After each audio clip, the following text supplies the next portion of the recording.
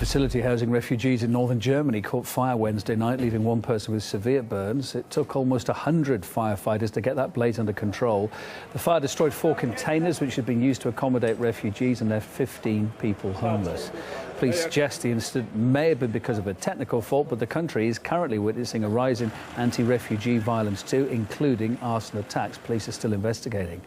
Meantime, amid the growing anti-migrant sentiment in Germany, Chancellor Merkel recently admitted that her country was unprepared for the huge refugee influx that it's been witnessing. If I could, I would turn back the time by many, many years in order to prepare better for the situation, which we were rather unprepared for in the summer of 2015.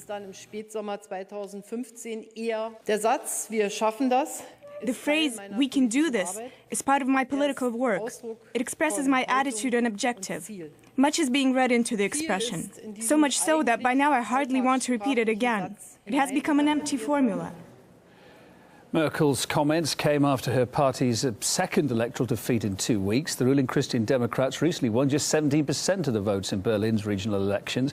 That was the party's worst ever result in the German capital. And apparently it's not just voters who are disappointed with the party either. German politician Maximilian Krah made headlines this week when he quit the CDU party after having been a member for more than 10 years. He says Merkel's policies are a threat to peace in Germany these days and has created a website calling on other party members to do what he did as well.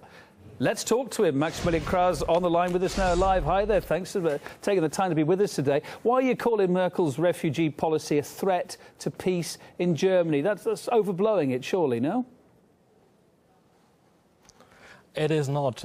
Imagine what it means. We have 1.5 million immigrants in the last 1.5 years. Most of them men, most of them from Muslim countries, nearly all of them are unable to speak the German language, plenty of them are illiterate. If you take this to Russia, it would mean 2.7 million people in the United States, nearly 5 million people who come into the country. Can you imagine what that means to a country? So it's definitely not an exaggeration. Yeah, but it was you and your party that invited them in. You were sitting there with open arms. What were you doing for the last 18 months? You might be leaving now because you don't like the upshot of what's happened, but you were sitting there at the same time that Merkel was saying, it's an open-door policy, we can make this work. Yes, but we can't, obviously. So if you look in the country, you see we can't make it work, and you can't have an open door policy when you have a good social security system and when you are attractive to all the people in the world who live in worse conditions. So it's simply a crazy policy and it's dangerous. Did you think this wasn't going to work back then, though, about 18 months ago? Did you have reservations then, or did you genuinely think, along with Ms Merkel, it was going to work?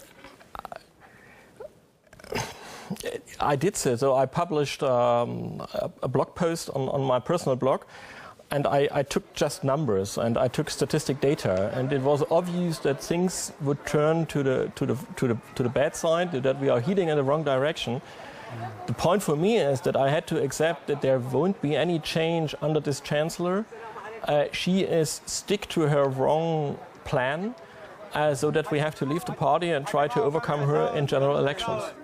How do you explain the CDU party's recent losses in those regional elections, and particularly in Berlin as well? It must be absolutely gutting for Merkel. Was it all down to immigration, or was there more to it? It's mostly immigration, but it's also that people are upset of a policy that is not looking to the population, to the interest of the people in the country, and that is only focusing on the elites' opinions and having lost any contact to real-world problems. Merkel's recently admitted that she wishes she could turn back the clock on her refugee policy to make better plans, maybe. Do you think that could help win back support, or is she saying too little too late, really?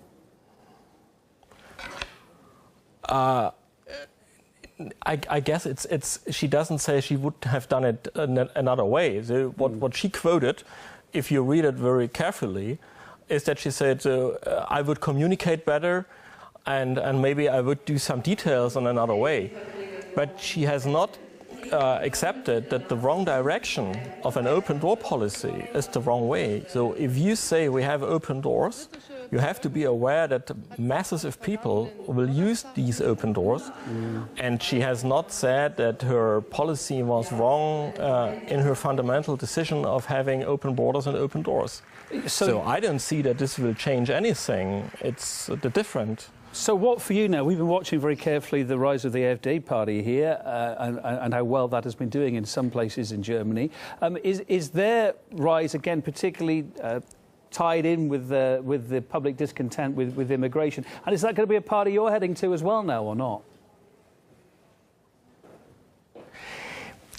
I guess the party was founded, this AfD party was founded as an opposition to the policy of the European Central Bank towards the bailout of the southern European countries.